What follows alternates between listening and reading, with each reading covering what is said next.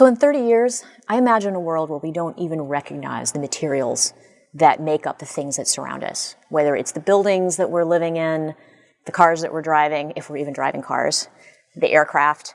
All of those things are going to be made up of materials that have properties that right now instinctively we believe are completely impossible.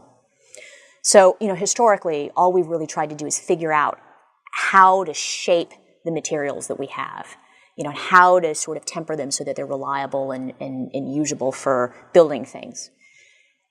And we're stuck with the constraints that nature has given us. So we instinctively realize that when something is really strong, it's typically going to be very heavy. And if we overcome that, we have to start thinking about new tricks. We've done it at the macro scale when we build things like the Eiffel Tower, where you can actually create a structure that is not that heavy and yet is incredibly strong.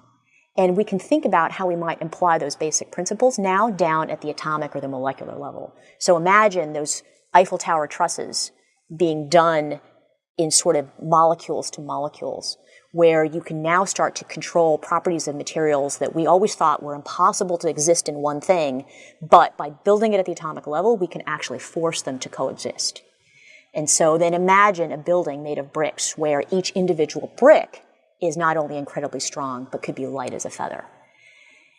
We have figured out how to do this really through a number of breakthroughs over time, but a lot of things that have been bubbling up in the last couple of years, where both our ability to sort of measure and observe what's going on at the molecular scale and our ability to control these individual pieces and put them together has started to become much more precise.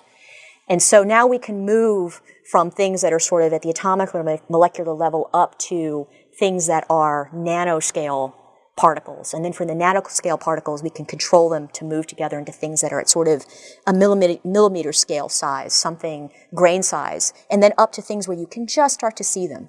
And then those things you can see, you put together and you can actually build them into the large scale particles that I think are going to make up our future.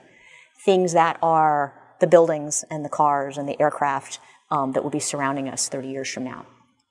The government's played a huge role in this by laying out the challenge problems to the scientific community. We've been doing it for the last 50 or 60 years, from actually inventing material science as a scientific discipline and moving all the way up to the point where now we have whole communities of people who can work together to answer these kinds of challenges and change the fundamental nature of the material world.